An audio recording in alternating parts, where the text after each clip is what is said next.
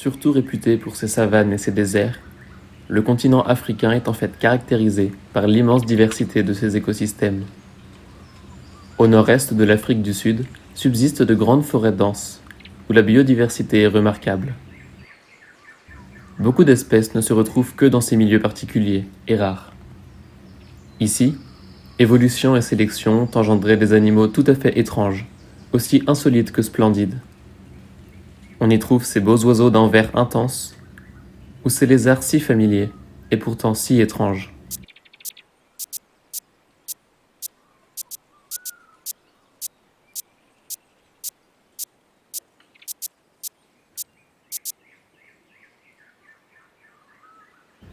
Ce petit caméléon ne vit que dans cette région du monde.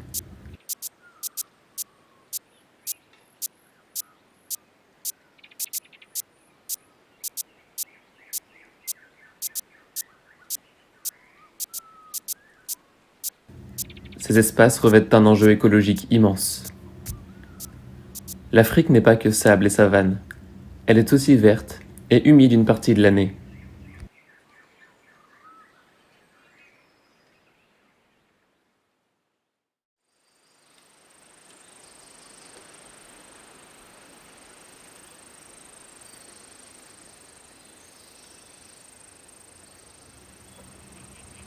Cette abondance de verdure profite à l'oiseau le plus grand et le plus lourd de notre planète. Les mâles peuvent peser près de 150 kg et culminer à plus de 2,50 m du sol. Des mensurations extraordinaires pour un oiseau. Malgré ce gabarit hors norme, l'autruche d'Afrique est surtout herbivore. Elle se délecte de graines, de fruits et de jeunes pousses qui abondent dans cette période de l'année.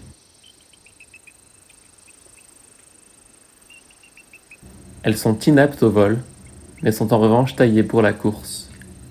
Elles atteignent facilement une vitesse de 70 km/h.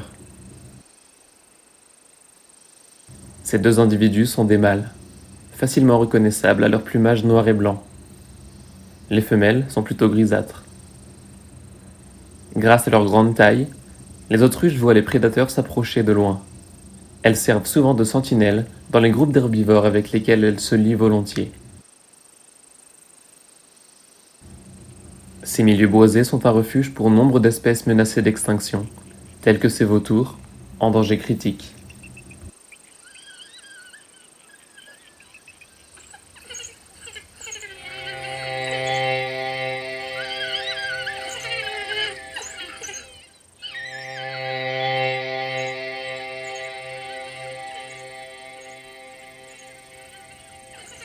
Des lycaons.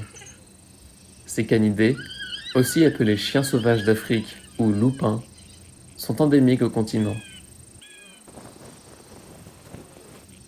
Ce sont des animaux extrêmement sociables, vivant en groupe dirigé par un couple alpha. Leur population s'est effondrée au cours des dernières décennies, passant de plus de 300 000 individus à l'aube du XXe siècle à moins de 1500 adultes aujourd'hui. Et pour cause, en plus d'être persécuté par la chasse, il subit gravement les maladies infectieuses apportées par les chiens domestiques.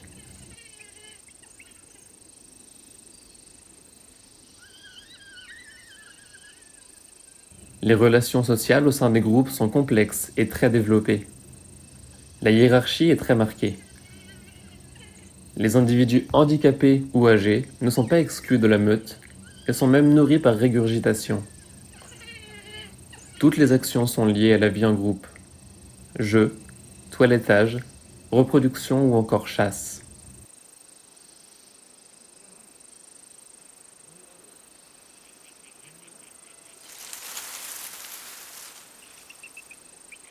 Cette pintade ne suffit pas à motiver les troupes, trop petites.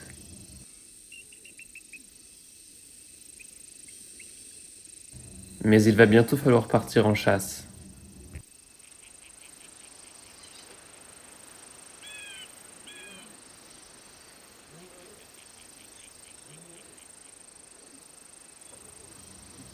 Cette femelle Niala constituerait un joli repas. Si la meute s'en prend à elle, ses chances sont faibles. Les lycaons sont des chasseurs organisés, discrets et efficaces. Ils ne sont pas très rapides, mais sont extrêmement endurants. capable de courir vite sur une dizaine de kilomètres.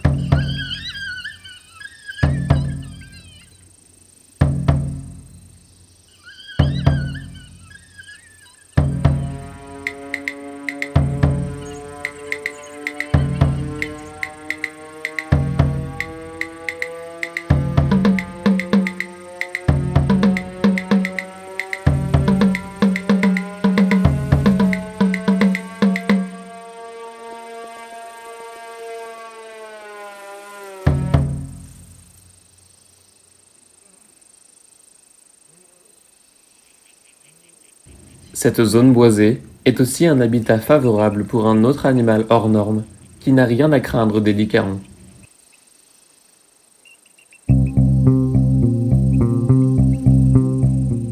On ne la présente plus. La girafe est tout simplement le plus grand mammifère de la planète en termes de hauteur.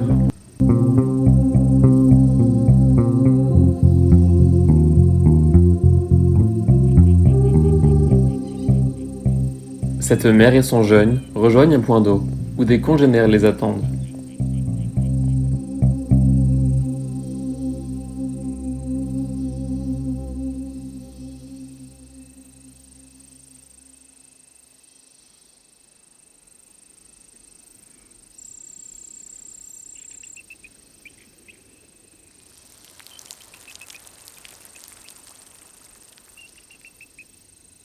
C'est un animal herbivore.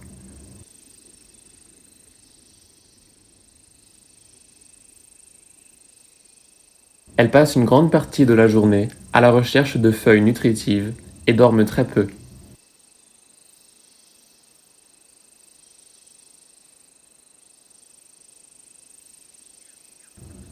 Du fait de leur taille remarquable, la quantité journalière à absorber est monumentale.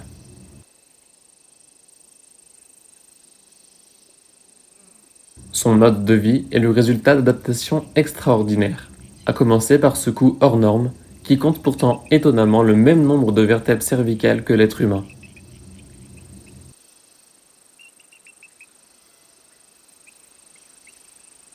Et d'ailleurs, ces girafes côtoient un primate très proche de nous.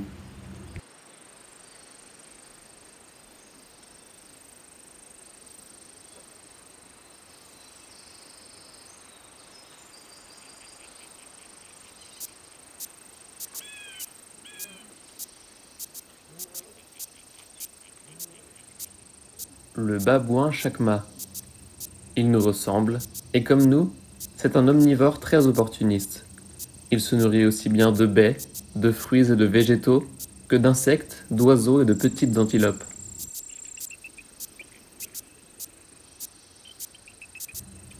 Cette mère n'est pas seule. Elle possède une immense responsabilité dans l'élevage de son jeune, qui imite ses moindres faits et gestes.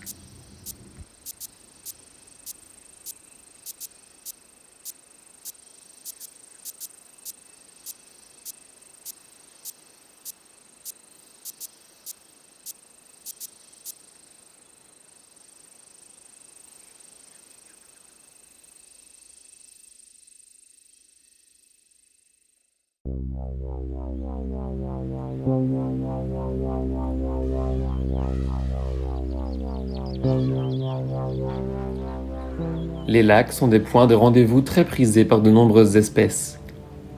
Les ressources y sont souvent abondantes. Il existe deux espèces d'éléphants en Afrique. Ceux-ci sont des éléphants de savane, les plus gros de la planète.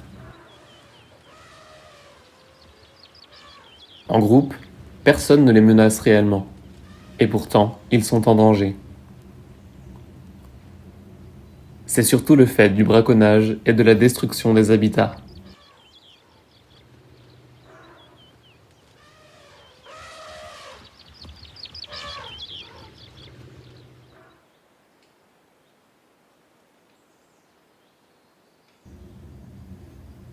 Les berges de ce grand point d'eau accueillent une faune que l'on ne trouve nulle part ailleurs, comme ces oiseaux. Lui est un martin-chasseur, et quelque chose l'intrigue.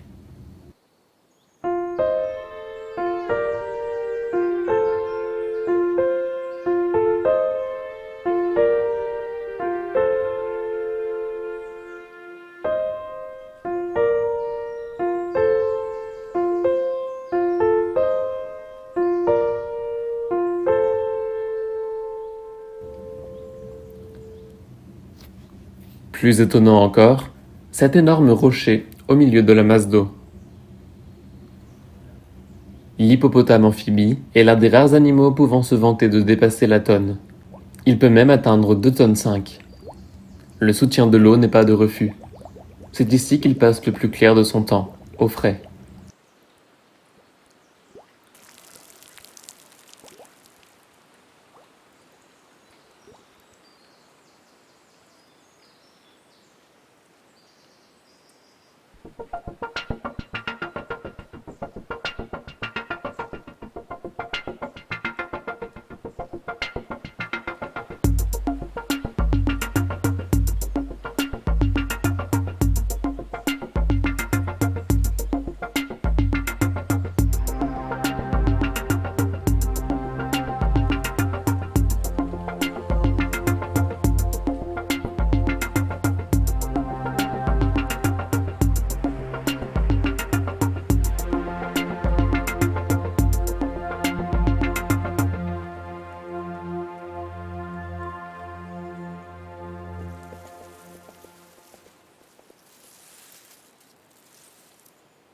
Le crocodile du Nil est l'un des plus grands de tous. Son mode de vie est très étroitement lié à l'eau. L'éventail de ses proies est très varié et dépend surtout de la taille de l'individu considéré. Les plus grands peuvent se nourrir d'antilopes, voire de buffles, ce qui est une véritable prouesse. Mais tout cela demande une énergie colossale. Une grande partie du temps est destinée au repos sur les berges. Cet ensemble d'espèces est ancré dans un équilibre dynamique extrêmement complexe, et les perturbations plurifactorielles infligées par l'homme à ses habitats menacent grandement la faune et la flore observées dans ces milieux pourtant si résilients. L'Afrique a la particularité d'être le dernier continent avec une telle densité de grands animaux, et pourtant, ils sont quasiment tous menacés, à des degrés variables. Des changements radicaux dans le fonctionnement global de l'espèce humaine, et notamment par les pays riches, sont une nécessité pour conserver ce qu'il reste de cette Afrique sauvage.